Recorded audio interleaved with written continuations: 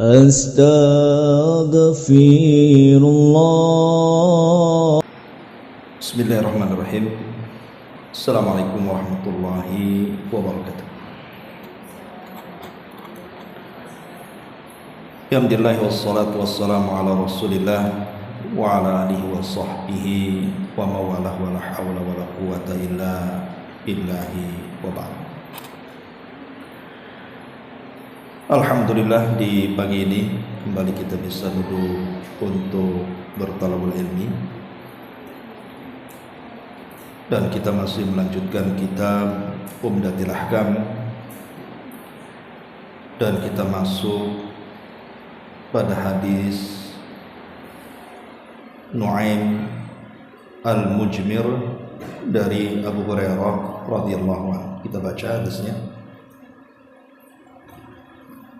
An-Nu'aim Al-Mujmiri an Abi Hurairah radhiyallahu anhu anin Nabi sallallahu alaihi wasallam qala: Inna ummati yud'auna yawmal qiyamati ghurran muhajjalina min atharil wudu. Faman istata'a minkum an yutila ghurratahu falyaf'al.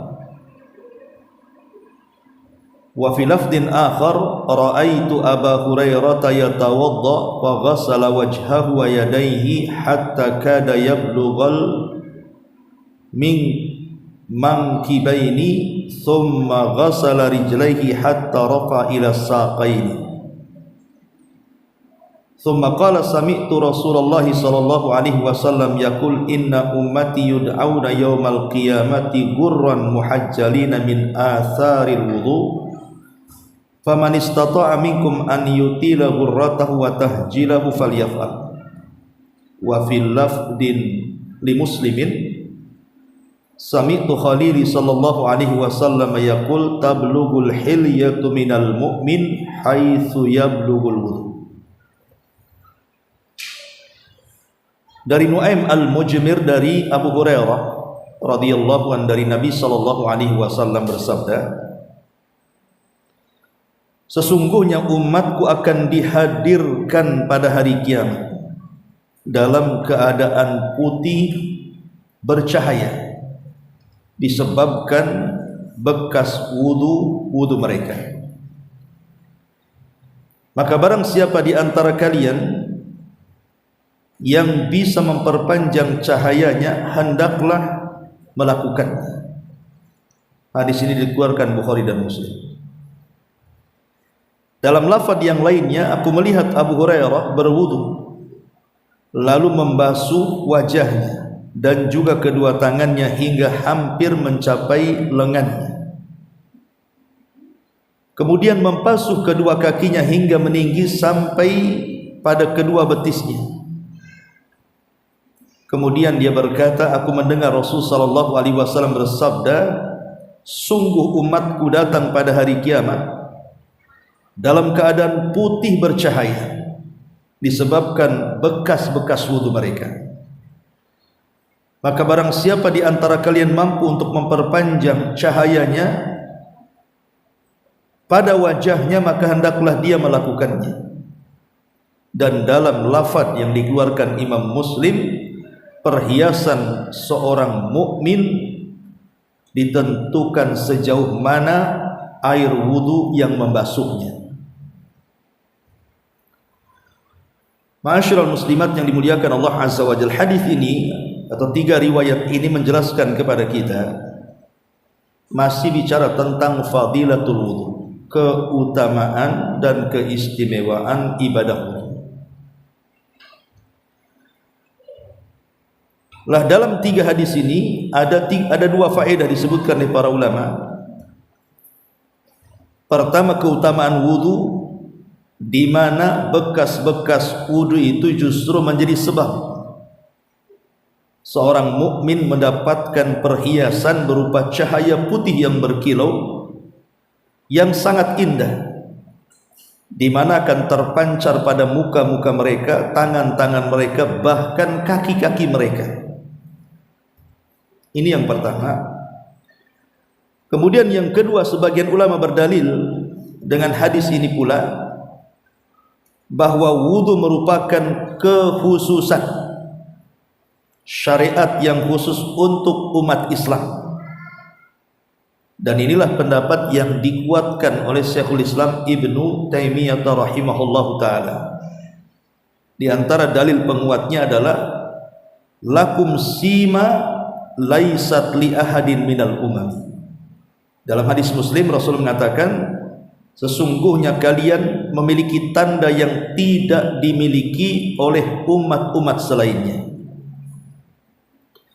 Walaupun kita tidak menafikan adanya perselisihan ulama apakah wudu itu syariat khusus bagi umat Islam dan tidak disyariatkan kepada umat selain Islam, jumhurul ulama justru berpendapat terbalik, bahwa wudu itu bukan kekhususan umat Islam, karena umat dulu juga ada syariat wudu. Di antaranya adalah kisah tentang Sarah, istri daripada Ibrahim alaihi salatu wassalam, ketika ditangkap oleh Raja Zalim Mesir. Lah ketika itu, sebelum kemudian sang raja ini hendak menggagahi kehormatannya, dia meminta izin untuk berwudu dan sholat. Akhirnya Sarah pun kemudian berwudu dan sholat. Kemudian raja tersebut tidak bisa menyentuhnya. Artinya beliau berwudu kan, Siti Sarah di zaman Nabi Ibrahim kan. Berarti bukan kekhususan umat Islam. Begitu juga kisah yang ma'ruf, kisah Jurayj, seorang anak muda dari Bani Israel ahli ibadah, tidak pernah keluar dari tempat ibadahnya kecuali dalam kondisi darurat. Kemudian Jurayj ini mendapatkan ujian dari Allah karena dia durhaka dengan orang tuanya hanya karena tidak mengikuti panggilan orang tuanya. Karena orang tuanya mendoakan doa buruk kepada Jurayj agar jangan diwafatkan kecuali datang seorang pelacur menggodanya. Akhirnya digoda oleh pelacur, tetapi dia kuat imannya sehingga pelacur ini tidak bisa apa-apa dengan Jurayj. Ketika sang pelacur kemudian berzina dengan seorang anak muda penggembala kambing, kemudian hamil, maka kemudian sang pelacur ini memfitnah Jurayj bahwa bayi yang ada di kandungnya yang baru dilahirkannya itu adalah bayi Jurayj. Maka ngamuklah Bani Israel, kemudian merusak tempat ibadahnya dan hampir membunuhnya. Tapi sebelum kemudian Bani Israel membunuh Jurayj, dia meminta waktu untuk wudu dan salat. Akhirnya Jurayj pun wudu kemudian salat. Kemudian dia minta didatangkan bayi tersebut, kemudian dicubit dan mengatakan, siapa bapakmu? Akhirnya bayi ini mengatakan, bapakku seorang penggembala kambing. Maka Bani Israel menyesal karena sudah menghancurkan tempat ibadahnya dan berjanji untuk membuat tempat ibadah yang lebih istimewa dari emas. Tetapi Jurayj menolaknya. Artinya bahwa Jurayj berwudu dalam riwayat, kemudian sholat, menunjukkan wudu bukan syariat khusus umat Islam kan itu. Kesimpulannya seperti itu. Jadi ada perselisihan ulama, ada yang mengatakan seperti pendapat Ibnu Taimiyah tadi bahwa wudu kekhususan. Adapun hadis-hadis ini, ya mungkin umat dulu diperintahkan wudu, tapi kan wudunya berbeda dengan wudu umat Islam. Caranya, ya mungkin penamaan wudunya iya, tapi caranya kan berbeda. Tidak seperti wudunya yang diajarkan Nabi kepada kita. Ma'asyiral muslimat yang dimuliakan Allah Subhanahu wa taala. Yang jadi persoalan adalah di sini ada lafaz hadis Nabi sallallahu alaihi wasallam. Barang siapa di antara kalian yang hendak memperpanjang perhiasan berupa cahaya pada anggota badan wudu kita ini, silahkan perpanjang. Artinya kalau kita membasuh tangan, ya jangan sampai di sini, dilebihkan sampai sini. Ketika membasuh kaki, jangan hanya sampai mata kaki, dilebihkan sampai betis, supaya cahayanya makin panjang lagi. Lah kalimat ini menjadi sebuah perselisihan para ulama. Apakah kemudian kata-kata barang siapa yang hendak memperpanjang cahayanya, hendaklah ia lakukan, apakah lafaz ini resmi dari Rasul? Memang Rasul yang ngomong begitu. ataukah lafaz ini dalam bentuk mudraj? Mudraj dalam istilah mustalahul hadis itu, kalau ibu belajar ilmu hadis, mudraj itu artinya tambahan ucapan perawi. Nabi tidak ngomong, cuman yang ngomong itu yang meriwayatkan hadis ini adalah Abu Hurairah. Apakah ini perkataan Nabi ataukah perkataan Abu Hurairah? Itu masalahnya. Kalau ini perkataan Nabi berarti sangat dianjurkan melebihi basuhan. Bukan sampai di sini, kalau bisa sampai sini kan itu. Atau kaki sampai betis, itu kalau perkataan Nabi. Tapi kalau ini perkataan Abu Hurairah berarti ijtihadiyah saja melebihkan basuhan. Nabi tidak mengatakan seperti itu. Lah inilah yang kemudian menjadi perbincangan para ulama. Jadi ada yang mengatakan bahwa itu adalah mudraj. Di antara ulama yang mengatakan mudraj, ini perkataan Abu Hurairah bukan perkataan Nabi, adalah Al-Hafidz Ibnu Hajar Al-Asqalani. Kemudian juga Syekhul Islam Ibnu Taimiyah di dalam fatwanya, kemudian juga Imam Ibnul Qayyim dalam kitabnya I'lam Al-Muwaqqi'in, termasuk juga Syekh Albani ya, mengatakan bahwa itu perkataan Abu Hurairah radhiyallahu anhu. Bahkan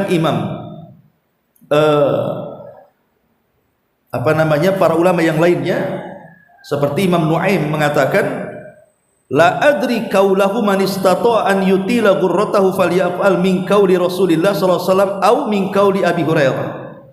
Kata Nuaim yang merupakan perawi yang meriwayatkan hadis ini juga itu meragukan perkataan itu. Kalau perawi yang meriwayatkannya meragukan, berarti lebih cenderung bahwa ini bukan perkataan Rasul tetapi perkataan Abu Hurairah radhiyallahu anhu. Dan itu pendapat yang dipilih wallahu a'lam. Ya. Ma'asyiral muslimat yang dimuliakan Allah Subhanahu wa taala, sehingga bagi kita mencukupkan apa yang dicontohkan Rasul dalam berwudu saja. Ya, kalau sampai sini ya cukup sampai di sini saja. Kalau mata kaki ya cukup sampai mata kaki saja, dan begitu seterusnya. Jadi ini kembali kepada ijtihad Abu Hurairah. Bahkan dalam riwayat Abu Hurairah itu ketika melakukan dengan perbuatannya, Abu Hurairah itu kan mengatakan juga ucapannya dan juga melakukannya, memang ijtihad dia dilakukannya itu dalam kondisi sembunyi-sembunyi. Jadi dia tidak mau diketahui orang ketika berwudu melebihkan basuhannya karena dikhawatirkan fitnah, menunjukkan ini dari Abu Hurairah bukan dari Nabi. Kenapa mesti sembunyi-sembunyi kan begitu ketika Abu Hurairah melakukan seperti itu? Ma'asyiral muslimat yang dimuliakan Allah Subhanahu wa taala, berarti kesimpulannya adalah perkataan barang siapa yang hendak menambah cahayanya maka silahkan lakukan dengan memperpanjang basuhannya. Ini bukan perkataan Nabi sallallahu alaihi wasallam, melainkan adalah ucapan Abu Hurairah radhiyallahu anhu. Baik, di sini Nabi sallallahu alaihi wasallam mengatakan bahwa pengaruh wudu itu akan mempengaruhi orang-orang kelak pada hari kiamat. Ya, di dunia tentu wudu juga sangat bermanfaat kan itu untuk kebersihan dan untuk kesehatan. Tetapi nanti akan tampak tuh keistimewaan orang yang menjaga wudu itu kelak pada hari kiamat. Karena di antara Nabi SAW bisa mengenali umatnya yang mana di tengah-tengah manusia ramai dari sejak zaman Adam sampai yang terakhir mati. Itu Nabi dapat mengenali itu justru dari cahaya wudunya itu. Kalau itu umatnya, berarti yang tidak ada cahayanya bukan umatnya. Dan ini menunjukkan apa? Kelak di akhirat rupanya wudu itu pembeda antara kita dengan umat selain umat Nabi SAW. Dengan adanya perhiasan yang ada pada badan anggota wudu kita berupa cahaya yang berkilau itu kelak pada hari kiamat. Baik, ma'asyiral muslimat yang dimuliakan Allah Subhanahu wa taala, apakah kemudian hanya wudu saja? Bahkan kalau kita melihat riwayat terakhir yang kita baca tadi, apa kata Nabi sallallahu alaihi wasallam? Tablughu al-hilyatu minal mu'min haitsu yablughul wudu. Kata Nabi sallallahu alaihi wasallam bahwa perhiasan seorang mukmin adalah sejauh mana air wudu itu membasuh anggota wudunya. Ada yang mengatakan maksudnya perhiasan ini Allah Subhanahu wa taala ganti dengan emas. Jadi emas itu akan menjadi perhiasan orang-orang yang ahli wudu kelak pada hari kiamat. Dari emas itulah mengeluarkan cahaya yang berkilau. Dengan itu Nabi SAW bisa mengenali umatnya. Maka apakah kemudian amalan-amalan yang bisa menerangi atau memberikan cahaya kelak pada hari kiamat itu hanya sebatas amalan wudu? Ternyata tidak banyak. Jadi banyak sekali amalan-amalan yang akan menyumbangkan cahaya perhiasan yang berkilau bagi orang yang beriman kelak pada hari kiamat. Salah satunya adalah wudu. Ya. Adapun selain wudu, saya akan sebutkan. Yang pertama adalah al-mashyu ilal masajid fi dhulumati khasatan salat al-fajri wa salat al-isya. Seseorang yang berjalan menuju masjid di kegelapan malam, yang solat-solat yang dikerjakan di waktu gelap, solat apa? Solat isya dan solat subuh, ya kan? Kalau maghrib itu kan masih terang. Tapi kalau solat isya dan subuh itu, kalau zaman dulu kan tidak banyak listrik di jalan-jalan, sehingga terasa gelapnya. Sehingga ini menjadi tantangan tersendiri orang-orang yang datang ke masjid untuk melaksanakan solat isya dan subuh itu. Dari sini Nabi SAW memberikan keutamaan kepada mereka yang berjalan menuju masjid di tengah kegelapan itu. Apa kata Rasul? Basyiril masyaina fi dhulami ilal masajid bin nuri tam yaumal qiyamah. Kabar gembirakan kepada orang-orang yang berjalan menuju masjid-masjid di tengah kegelapan, mereka akan mendapatkan cahaya secara sempurna pada hari kiamat. Ma'asyiral muslimat yang dimuliakan Allah Subhanahu wa taala, artinya di sini bahwa kelak pada hari kiamat Allah akan balas perbuatan mereka dan pengorbanan mereka ketika menuju masjid di tengah kegelapan. Al-jaza min jinsil amal. Balasan itu sesuai dengan amalannya. Ketika di dunia mereka dalam kondisi gelap beribadah kepada Allah, nanti pada hari kiamat mereka akan diberikan cahaya. Dan itulah perhiasan seorang mukmin pada hari kiamat. Dan ini bisa kita lihat dalam surah Al-Hadid ayat 12 afwan. Surah Al-Hadid ayat 12 Allah mengatakan yauma taral mu'minina wal mu'minati yas'a nuruhum baina aydihim wa bi aymanihim busyrakumul yauma jannatun tajri min tahtihal anharu khalidina fiha dzalika huwal fawzul azim. Pada hari engkau akan melihat orang-orang yang beriman baik laki-laki ataupun perempuan, betapa cahaya mereka sangat bersinar di depan dan di samping kanan mereka. Kemudian dikatakan kepada mereka, pada hari ini ada berita gembira untukmu, yaitu sorga-sorga yang mengalir di bawahnya sungai-sungai, mereka kekal di dalamnya. Demikian itulah kemenangan yang sangat agung, kata Allah. Lihat di sini Allah mengatakan, pada hari itu engkau akan melihat orang-orang yang beriman laki-laki dan perempuan, betapa cahaya mereka sangat berkilau dan bersinar, baik dari arah depan ataupun samping kiri kanan mereka. Itulah cahaya yang sempurna yang akan didapat orang-orang yang berjalan di tengah kegelapan. Makanya kalau kita lihat di zaman Rasul, tidak ada riwayat wanita-wanita di zaman Rasul yang ikut sholat jamaah ke masjid kecuali di sholat subuh. Bukan berarti kalau zuhur, asar, maghrib, isya tidak boleh wanita ke masjid, tidak ada masalah, asal memenuhi syarat kan itu.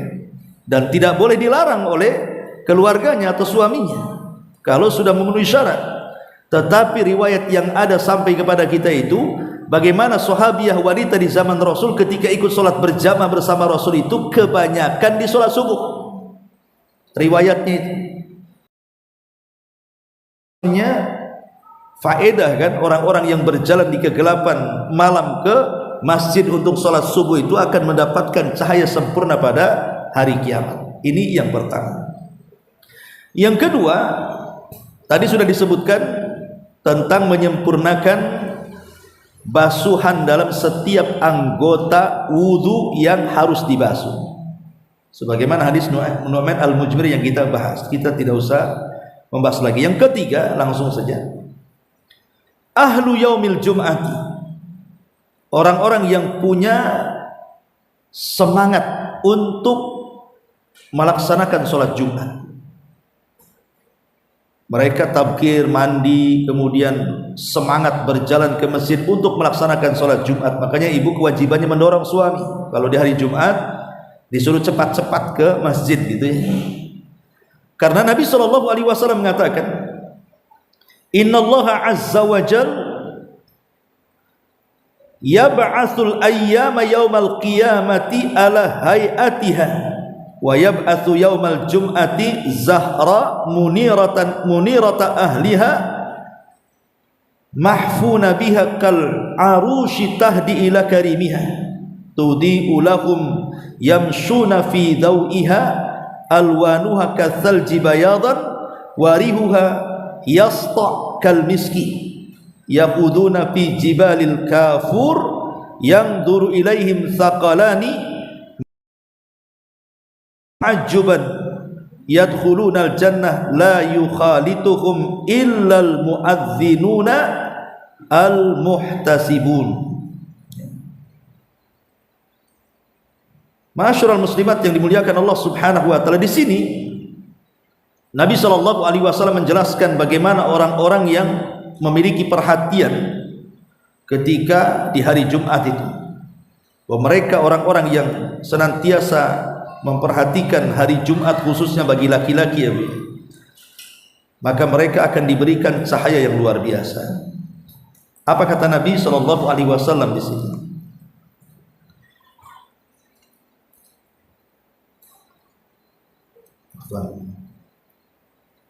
Berubah ini ngajinya kalau pakai iPad kesentuh sedikit jadi hilang.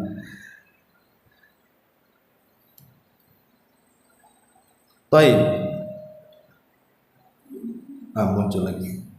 Sesungguhnya Allah Subhanahu wa taala yab'atsul ayyama yaumal jum'ah. Sesungguhnya Allah mengutus hari-hari pada hari Jumat dalam bentuk fisik.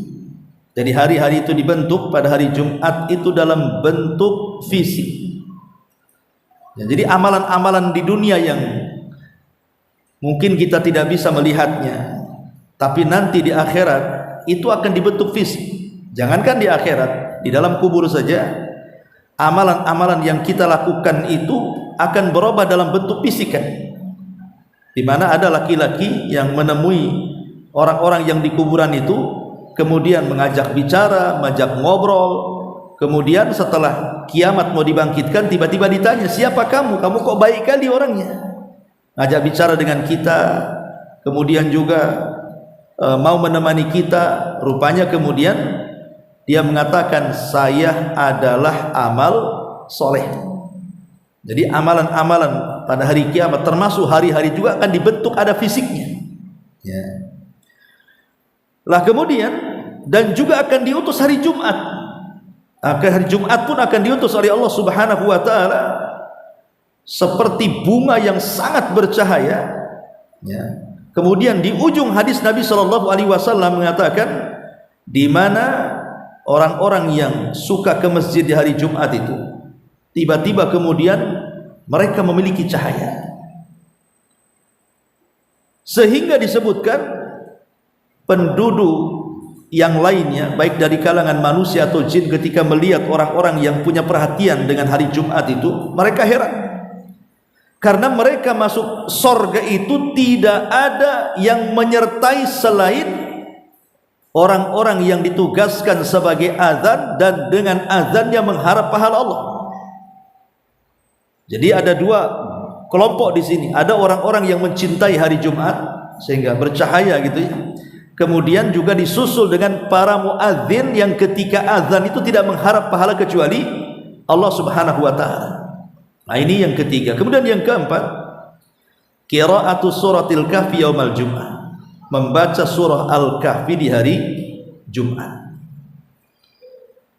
Nabi SAW mengatakan, man qara'a suratal kahfi fi yaumil jum'ati sata'alahu nurun min tahti qadamihi ila ananis sama yudhi'u lahu yaumal qiyamati wa ghufira lahu ma bainal jum'ataini. Barang siapa yang membaca surah Al-Kahfi pada hari Jumat, akan dibentangkan baginya cahaya mulai dari bawah telapak kakinya sampai ke langit, di mana cahaya itu akan memancarkan sinar baginya pada hari kiamat, dan dia akan mendapatkan ampunan dari Allah Subhanahu wa taala antara 2 Jumat. Ini satu riwayat. Riwayat yang kedua, Nabi SAW mengatakan, "Man qara'a surat al-kahfi," barang siapa yang membaca surah Al-Kahfi, "kanat lahu nuran ila yaumil qiyamah," maka dia akan mendapatkan cahaya kelak pada hari kiamat. Dan banyak riwayatnya. Cuman masalahnya, apa yang dimaksud cahaya di sini? Memang terjadi silang pendapat. Ada yang mengatakan yang dimaksud cahaya di sini adalah cahaya maknawi, bukan cahaya hissi. Maksudnya maknawi itu bukan bicara soal hissi, sesuatu yang bisa dilihat, tapi yang dimaksud cahaya di sini adalah cahaya hidayah. Jadi orang yang membaca hari Jumat ini surah Al-Kahfi, kemudian Jumat berikutnya membaca surah Al-Kahfi, maka di antara 2 Jumat ini hatinya akan dipenuhi cahaya hidayah. Itu satu pendapat, ya. Tapi pendapat yang kedua mengatakan bisa juga diartikan cahaya maknawi, cahaya hissi, artinya bisa dilihat, dan itu kelak pada hari kiamat. Kelak pada hari kiamat, wajah-wajah orang-orang yang membaca surah Al-Kahfi setiap hari Jumat itu maka akan diberikan cahaya yang merupakan perhiasan seorang mukmin kelak pada hari kiamat. Ini yang keempat. Kemudian yang kelima, asyaibu fil Islam, yang memelihara uban dalam Islam. Ibu kalau sudah mulai ada 1-2 uban, biarkan. Harusnya ibu senang, alhamdulillah sudah mulai ada cahaya 1, cahaya 2. Ini malah sedih, aduh udah tua pula. Akhirnya disemiritam, hilang pula tuh cahaya, ya. Makanya Nabi SAW mengatakan, "Man syaba syaibatan fi sabilillah kanat lahu nuran yaumal qiyamah." Barang siapa yang mulai tumbuh uban di kepalanya dan dia niatkan di jalan Allah, dia enggak mau mencabutnya, dibiarkan saja untuk mengingat bahwa dia sudah tua, artinya sudah dekat dengan kematiannya, maka dia akan diberikan cahaya dari uban itu. Jadi uban itu akan berubah menjadi cahaya kelak pada hari kiamat. Dan ini sebagaimana riwayat yang lain, Nabi mengatakan, "La tantifus syaiba," jangan kalian cabut uban-uban itu. "Fa innahu nurun yaumal qiyamah," karena itu akan jadi cahaya bagi kalian pada hari kiamat. Bahkan lebih daripada itu, bukan hanya diberikan cahaya, kata Rasul, "Kutibalahu biha hasanah," maka akan dicatat 1 uban itu 1 kebaikan. Wa khutta'anhu biha khati'ah, dan akan dihapuskan setiap 1 uban itu kesalahannya. Wa rufi'a lahu biha darajah, bahkan Allah akan mengangkat derajatnya. Jadi memelihara uban itu bisa menghapuskan kesalahan, bisa mendapatkan kebaikan, bisa diangkat derajat, bahkan mendapatkan cahaya pada hari kiamat. Maka biarkan uban itu tumbuh, jangan diganggu uban itu, ya. Taib. Kemudian yang keenam, ramyul jimar. Tentu bagi yang haji, ya, ketika melempar dalam manasik haji ada melempar jumrah, namanya jumrah aqobah, jumrah wusta, atau jumrah-jumrah yang lainnya. Kata Rasul, "Idza ramaital jimar kana lahu nuran yaumal qiyamah." Siapapun yang melempar jumrah batu ketika manasik haji itu, maka dia akan mendapatkan cahaya kelak pada hari kiamat. Termasuk juga bukan hanya melempar batu saat haji, melempar panah saat perang. Ya mungkin kalau sekarang itu menembakkan dengan pistol, dengan senjata-senjata yang mutakhir, ya. Maka Rasul juga mengatakan, "Man rama bisahmin fi sabilillah kana lahu nuran yaumal qiyamah." Barang siapa yang melempar 1 anak panah di jalan Allah Subhanahu wa taala, maka dia akan mendapatkan cahaya pada hari kiamat. Termasuk yang nomor 8, al-mahabbatu fillah. Orang yang cinta karena Allah, ya.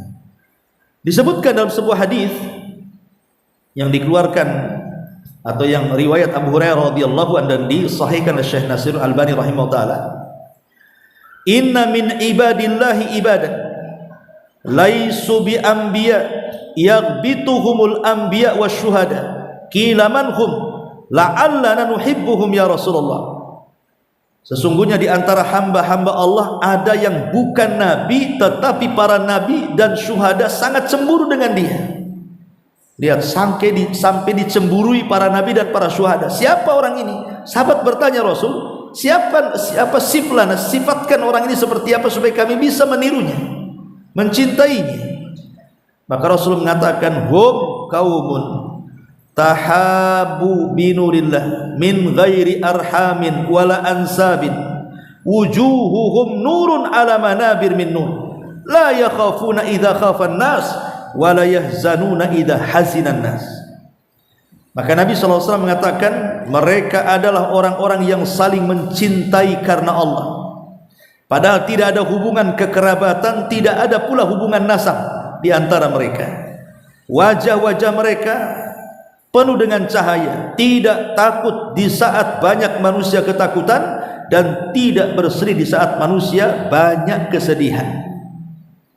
Jadi orang-orang yang mencintai karena Allah, ibu ini berkawan, padahal kawan itu bukan saudara, bukan kerabat, bukan siapa-siapa gitu ya, tapi berkawan karena Allah, karena kawan satu pengajian, satu akidah, satu manhaj gitu ya.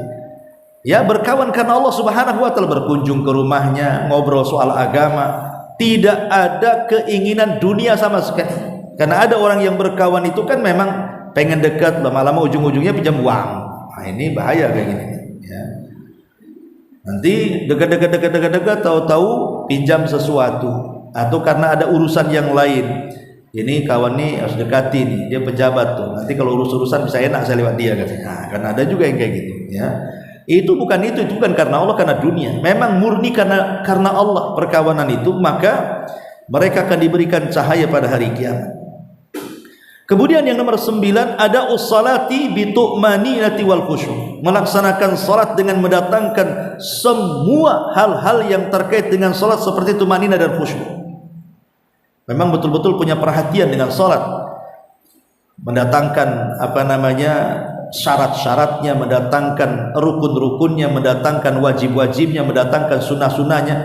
Fokus dia dengan sholat sehingga dia mendapatkan keterangan dan khusyuk. Kata Rasul, at-tuhuru syatrul iman, bahwa wudu itu separuh daripada iman.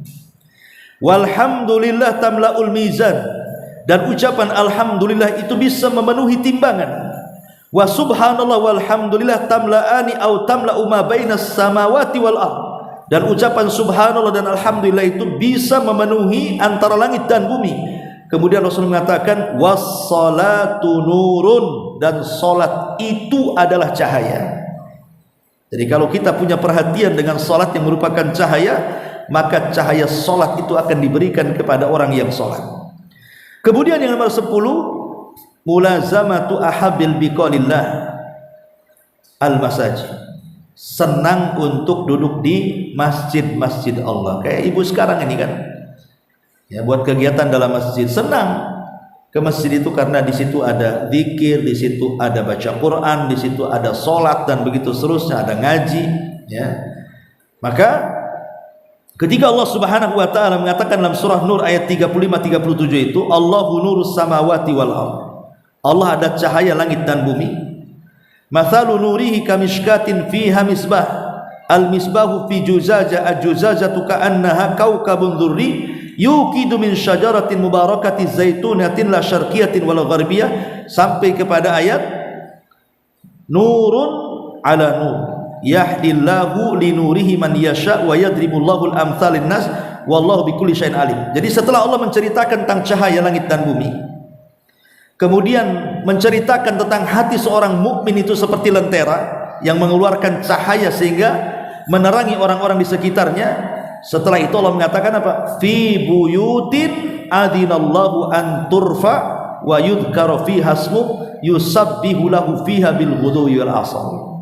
Di rumah-rumah Allah maksudnya masjid yang Allah izinkan untuk diangkat namanya, disebut namanya, bertasbih kepadanya baik pagi ataupun petang. Rijalun la tulhihim tijaratun wala bai'un an dzikrillah, di mana di situ muncul orang-orang yang tidak terlalaikan dengan jual beli ataupun dengan urusan dunia dari zikir kepada Allah, wa iqamis shalah, dan melaksanakan salat, wa ita'iz zakat, menaikkan zakat, yakhafuna yawman tataqallabu fil qulub absar. Artinya di sini Allah menyebut konteks masjid setelah bercerita tentang cahaya, sehingga istinbat para ulama, orang yang mencintai tempat yang Allah cintai berupa masjid, maka dia akan mendapatkan cahaya pada hari kiamat. Begitu pendalilannya. Kemudian yang nomor 11, banyak bersolawat. Ibu yang banyak bersolawat juga akan mendapatkan perhiasan berupa cahaya yang akan berkilau pada hari kiamat. Disebutkan dalam surah Al-Ahzab 56, Innallaha wa malaikatahu yusalluna 'alan nabi ya ayyuhalladzina amanu sallu 'alaihi wa sallimu taslima. Sesungguhnya Allah dan para malaikatnya mereka bersolawat kepada Nabi, wahai orang-orang yang beriman, bersolawatlah kalian dan doakanlah keselamatan kepada Nabi. Kemudian di ayat Al-Ahzab 45-nya Allah mengatakan, huwallazi yusalli 'alaikum wa malaikatuhu liyukhrijakum minadh-dhulumati ilan nur. Dialah yang telah bersolawat kepada kalian dan para malaikatnya agar Allah mengeluarkan kalian dari kegelapan menuju cahaya. Jadi orang yang banyak salat akan dikeluarkan dari kegelapan dan Allah akan berikan cahaya kepada dia pada hari kiamat.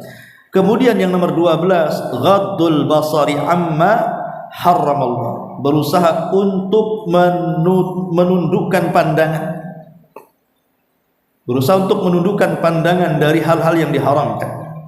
Syekhul Islam Ibn Taimiyah rahimahullah ta'ala mengatakan, ghaddul basar anil awrati allati nuhiya anin nazar ilaiha kal mar'ati wal amradil hasan yurithu dhalika thalatha fawaid. Kata beliau, seseorang ketika menundukkan pandangan, tidak memandang kepada aurat yang dilarang untuk dipandang, baik laki-laki memandang perempuan atau sebaliknya, ya, maka beliau mengatakan orang itu akan diberikan 3 faedah. Yang pertama, yurithu nurun fil qalbi, diwariskan cahaya dalam hatinya, wal firasah, dan firasat yang kuat, ya. Salah satunya adalah cahaya yang akan ditanamkan di hatinya dan firasat yang sangat kuat. Kata Syekhul Islam Ibnu Taimiyah, dari sini bahwa orang yang menundukkan pandangan itu akan diberikan cahaya oleh Allah Subhanahu wa taala, dimasukkan ke dalam hatinya.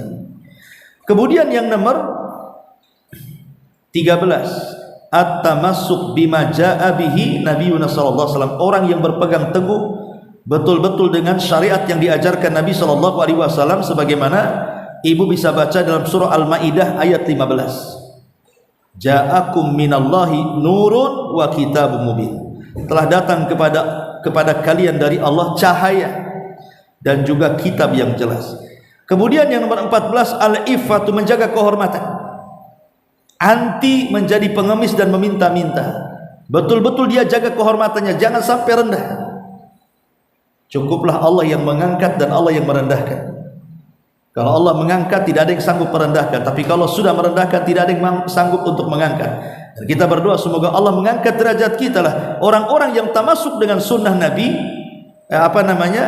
ifah menjaga kehormatannya, maka dia akan mendapatkan cahaya pada hari kiamat. Dan itu disebutkan oleh Al-Imam Ibnu Utsaimin rahimahullahu taala dalam surah Nur, ya. Allah mengatakan Allahu nurus samawati wal ardi, itu dalam surah Nur. Kata beliau, idza ta'ammalta surata, kalau engkau melihat tentang surat itu, wajadta dzikran nur fiha, engkau lihat di situ disebutkan ada kalimat cahaya, bahwa Allah ada cahaya langit dan bumi. Dan Allah juga mengatakan, wa man lam yaj'alillah nuran famalahu min nur, kalau Allah tidak menjadikan dia cahaya, maka tidak ada cahaya bagi dia. Kata Syekh Utsaimin, tabayyana laka annal iffata min asbabin nuril qalbi. Dari sini jelas bahwa orang yang menjaga kehormatan akan mendapatkan cahaya yang Allah tancapkan di hatinya. Karena kan cerita soal kisah Aisyah yang dituduh berzina kan. Pada Aisyah tidak berzina, dia menjaga kehormatannya. Ya. Dan turun surah ini, surah Nur, membantah soal tuduhan itu. Kemudian yang nomor 15, ya berdoa kepada Allah agar kita dapat cahaya, sebagaimana doa yang diajarkan Rasul dari hadis Quraib dari Ibnu Abbas radhiyallahu anhuma. Nabi SAW bersabda, Allahumma ij'al fi qalbi nuran, wa fi basari nuran, wa fi sam'i nuran, wa an yamini nuran, wa an yasari nuran, wa fawqi nuran, wa tahti nuran, wa amami nuran, wa khalfi nuran, waj'al li nuran. Ya Allah, berikan cahaya pada hatiku, berikan cahaya pada penglihatanku, berikan cahaya pada pendengaranku, berikan cahaya dari arah sebelah kananku, berikan cahaya dari arah sebelah kiriku, berikan cahaya dari atas kepalaku, berikan cahaya dari bawah kakiku, dan berikan cahaya di depanku, dan jadikan aku cahaya dan terus cahaya kepada diriku. Ini menunjukkan bahwa Nabi SAW menganjurkan untuk meminta doa, minta cahaya dari Allah Subhanahu wa ta'ala. Ini yang ke-15. Yang ke-16, beriman kepada Allah Subhanahu wa ta'ala. Karena dalam surah Al-Hadid ayat 12 tadi, yas'anuruhum baina aydihim, itu menceritakan tentang orang-orang yang kuat imannya kepada Allah, maka mereka akan diberikan cahaya di hadapan mereka dan samping kanan mereka. Kemudian juga yang nomor 16 adalah para syuhada, orang-orang yang mati syahid, maka mereka akan diberikan cahaya.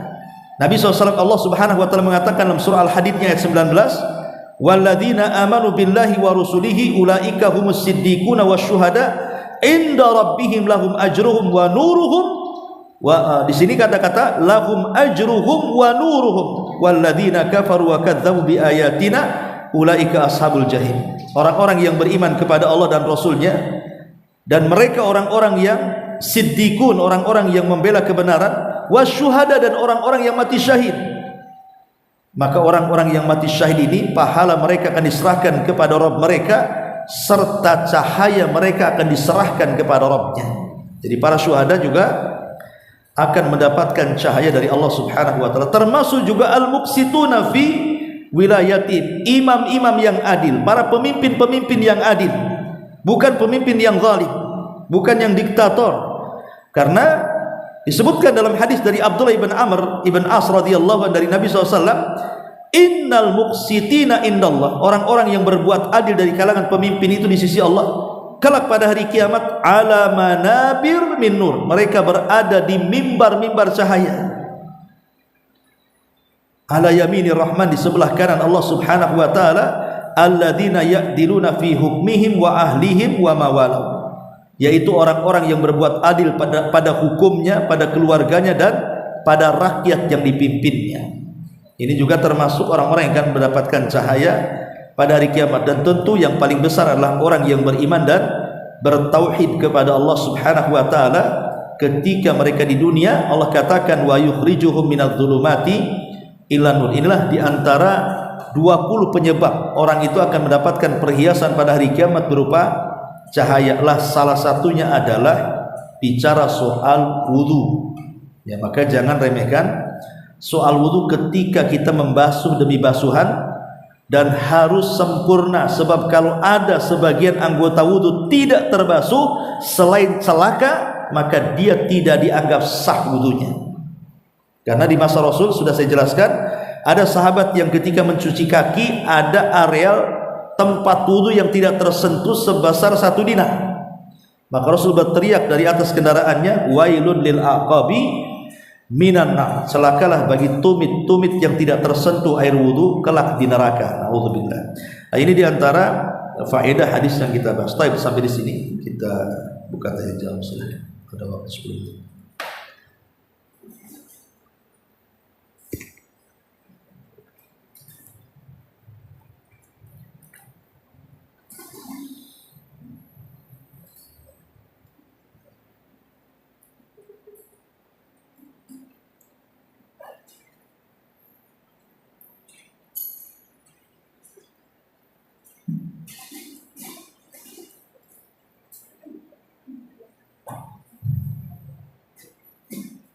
Assalamualaikum warahmatullahi wabarakatuh. Waalaikumsalam. Apa Ustaz mau bertanya di poin nomor 5 yang mau dibahas uang. Di sini tadi Ustaz katakan membuatkan sebuah kriteria daripada mendapatkan cahaya, memelihara. Maksud memelihara di sini bagaimana dengan pemberian hadis yang mengatakan kita harus mengisi dari orang-orang Yahudi bahwa uang itu jangan dibiarkan. Intinya tidak boleh membiarkan uang di sini itu bagaimana? Harus keluar dari Alhamdulillah. Maksudnya memelihara di situ jangan mencabut. Karena larangannya jangan kau cabut. Berarti yang tidak boleh itu dicabut. Kan rambut kadang-kadang risih juga, panas juga, akhirnya kan dicukur. Sehingga dipendekkan. Itu tidak masalah. Mesti kalau dipendekkan ubahnya panjang mesti kegunting juga kan. Bukan itu yang dimaksud. Tapi yang dimaksud memelihara itu maksudnya jangan pernah dicabut uban itu. Kecuali kalau dia rontok sendiri. Ya. Adapun kemudian masalah mewarnai, tidak ada masalah mewarnai uban itu, tetapi jangan dikembalikan ke warna aslinya. Warna aslinya kan hitam tuh. Nah, maka boleh kita menggunakan warna yang lain, tetapi sekali lagi mewarnai rambut pun tidak boleh tasyabuh dengan orang fasik, dengan wanita-wanita yang fasik, wanita-wanita yang fajir, tidak boleh. Pemanya trennya wanita-wanita fasik seperti apa, kemudian wanita-wanita yang menjaga kehormatannya niru mereka, ya tidak boleh lah. Ya, jadi kalaupun hanya mewarnai itu karena sebatas ingin melaksanakan sunnah Nabi, menyelisihi rambut-rambutnya orang Yahudi yang ketika beruban tidak diapa-apain, maka kita dalam Islam boleh baik laki-laki perempuan menyemir rambut supaya tidak seperti orang Yahudi yang membiarkan uban mereka di kepala. Tapi yang dimaksud menjaga di sini artinya menjaga jangan mencabut. Soal kemudian mewarnai itu persoalan lain. Ya, persoalan boleh-boleh saja selama tidak mewarnai dengan warna hitam. Kalau sudah warna hitam berarti dia takut tua, takut mati, itu jadi larinya. Merasa muda terus, gak pernah tua kan itu. Jadi gayanya gaya ABG terus, ya kan masalah. Kalau udah nampak rambut kan akan bijak nantinya. Malu udah tua. Bertengkar dengan suaminya, udah malu udah tua, tengok tuh ubanmu udah banyak kan. Nggak jadi bertengkar gara-gara uban kan, jadi dewasa jadinya ya. Wallahu a'lam.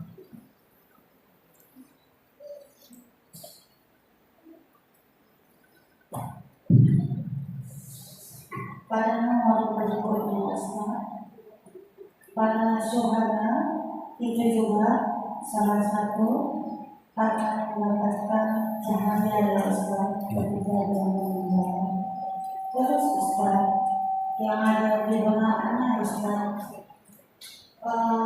ketika neraka itu dinyalakan, yang menjadikan korek api neraka, bahkan mereka orang yang memegang kalimat syahadat, salah satunya para saudara yang meninggal di situ, yang mereka dimasukkan juga ke dalam neraka.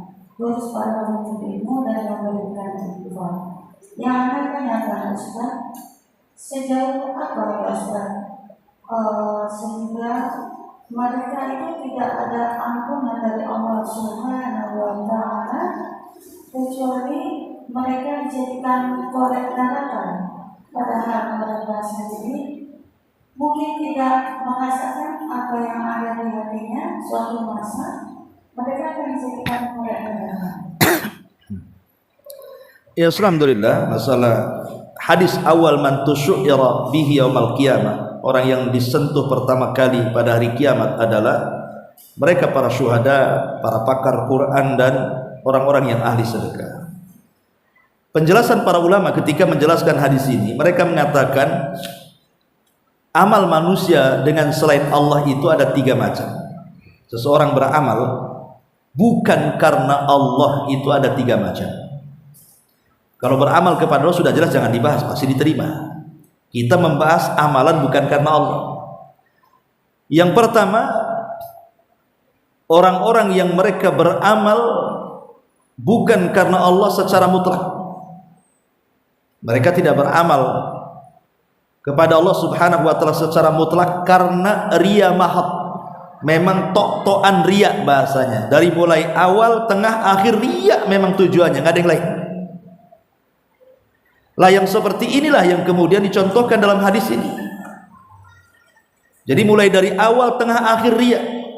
Jadi dia ingin menjadi seorang mujahid itu biar dikenang jadi pahlawan. Kalau dia itu seorang qori biar dikenang menjadi seorang qori. Kalau dia seorang ahli sedekah pengen dikenal sebagai orang yang dermawan. Itu saja kemauan dia, pengen dikenang orang. Kan ada orang-orang yang mereka kemudian melakukan sebuah aktivitas besar gitu ya, yang di mata orang itu besar sekali, tapi tujuan orang itu melakukan itu supaya hanya dikenang di dunia saja. Itu namanya riya mahad. Jadi tok-tokan riya gitu ya, tidak ada niat yang lain, tidak ada niat karena sedikit pun. Nah itulah maksudnya hadis tadi. Kemudian yang kedua, kalau jelas ini yang pertama ditolak dari awal sudah ditolak. Yang kedua ini nyampur, ada ikhlasnya dari riyanya. Ya. Kalau nyampur pun tetap ditolak. Karena Allah yang mengatakan dalam diskusi itu, ana aghna syuraka 'ani syirki man 'amila amalan asyraka bi ghairi taraktuhu wa syirkah. Aku adalah zat yang paling kaya dari sekutu-sekutuku. Siapa yang beramal karena aku kemudian disertakan kepada selainku, kutinggalkan dia dan sekutunya. Artinya sama juga, mau yang riya secara total ataupun yang ada campuran ikhlasnya, kalau ada riyanya tetap ditolak. Yang nomor tiga, tidak, memang dia karena Allah Subhanahu wa taala, cuman kalau memang ada dunianya di situ ya tidak apa-apa. Contoh ibu haji ke Mekah, kemudian sambil di perjalanan ya, karena ibu seorang penjual emas, sekalianlah nanti habis haji saya mau belanja emas supaya bisa dijual di Indonesia lebih mahal, dapat keuntungan. Baliklah saya itu modal haji saya umpamanya ya. Atau seorang yang berjihad ya, kalau menang dapat ghanimah nggak apa-apa, saya juga mau, tapi niatnya karena Allah awalnya. Tapi kalau ada dunia di situ ya ada masalah gitu ya. Lah yang seperti ini tidak ditolak amalannya, cuman dikurangi pahalanya. Sah hajinya, dikurangi pahalanya. Kenapa? Karena ada embel-embel pengen dunia juga di situ kan. Nah. Kemudian ada soalan, sekarang ada orang berangkat haji nih, memang ibu tidak mau dipanggil bu hajah kok, memang lillahi ta'ala saya haji, ingin melaksanakan rukun Islam, tidak ada, bahkan tidak suka ibu dipanggil bu hajah tuh. Tapi setelah kemudian pulang dari Mekah, tiba-tiba semua tetangga bilang bu hajah. Kalau dalam hati ibu itu tetap ikhlas ya, sama sekali tidak tergiur dengan panggilan itu, mau dipanggil bu hajah ya tetap nengok, mau tak panggil juga tetap nengok. Ini enggak, kalau dipanggil bu hajah nengoknya 180 derajat kan itu. Kalau tak dipanggil pak haji namanya saja 50 derajat saja kan itu. Nah itu berarti kan ada keinginan. Lah tapi kalau tidak ada keinginan riya, tiba-tiba dipuji orang, apakah pujian orang itu mempengaruhi keikhlasannya? Tidak. Karena Rasul ketika bersabda, bagaimana menurut pendapat wahai Rasul tentang seseorang yang beramal kemudian dipuji manusia? Apa kata Rasul? Tilka busyral ajil, itulah kabar gembira dari Allah yang disegerakan di dunia. Gak apa-apa ibu umpamanya banyak berbuat baik, dipuji orang. Masya Allah Umi Hamdi itu luar biasa, dia semangat, ahli ibadah, ahli sedekah. Dan pujian itu tidak mempengaruhi hati orang yang dipuji ya. Bukan karena dipuji besar kepala, kalau tidak dipuji kemudian kecil kepala, itu lain namanya. Berarti ada masalah dengan hatinya kan. Ini hati dia tidak berubah, mau dipuji ya gitu saja hatinya, mau dicela ya gitu juga hatinya. Maka pujian-pujian itu justru kabar gembira yang disegerakan di dunia. Tapi kalau bisa, karena ini bisa menjurus kepada riya, ya ibu tegur orangnya ya. Ibu tegur, janganlah, sudah nanti saya riya kan itu. Bukan disupport gitu. Siapa lagi yang kamu kasih tahu kan? Nah, nanti kalau begitu ya bisa riya, makin ibu perlihatkan gitu kan, makin dipuji makin ditampakkan. Nah itu dikhawatirkan tadi antara ikhlas dengan apa namanya, riya itu akan bercampur dan ditolak. Adapun yang pertama yang tadi tanyakan masalah hadis itu sebenarnya berbicara soal orang-orang munafik. Hadis tadi itu bicara soal orang munafik sebenarnya. Karena orang munafik itu kan hanya ingin memperlihatkan amalannya saja, tapi hatinya sebenarnya tidak ingin. Makanya kenapa munafik yang berjihad, munafik yang ahli Quran, munafik yang ahli sedekah itu memang dari awal bukan karena Allah. Makanya kemudian mereka orang yang paling pertama disentuh api neraka itu. Karena di ujung hadis itu kan bicara sehingga ada seseorang yang beramal amalan ahli sorga sehingga antara dia dengan sorga tinggal satu hasta. Kemudian Allah balik catatannya di akhir hayat dia melakukan amalan ahli neraka, akhirnya dimasukkan ke neraka kan. Lah ketika para ulama menjelaskan hadis ini maksudnya dia beramal itu fima yabdulin nas. Jadi menurut pandangan manusia dia nyumbang, dia berbuat baik itu karena Allah, padahal hatinya tidak, hatinya itu ingin supaya manusia tahu dia orang baik. Itu maksudnya. Sehingga kata manusia yang melihatnya pasti dia masuk surga. Kenapa? Dia baik orangnya. Salah, dia tidak masuk surga. Kenapa? Karena hatinya itu bukan untuk Allah. Makanya kemudian di ujung hayat biasanya orang seperti ini ditampakkan amalan nerakanya, makanya dimasukkan ke neraka. Karena mereka orang munafik. Bisa dipahami di sini. Oke. Ya. Wallahu a'lam. Oke. Satu lagi saja.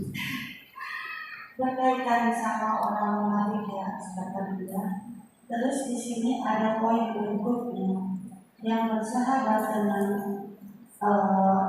yang bersahabat karena Allah juga akan mendapatkan cahaya.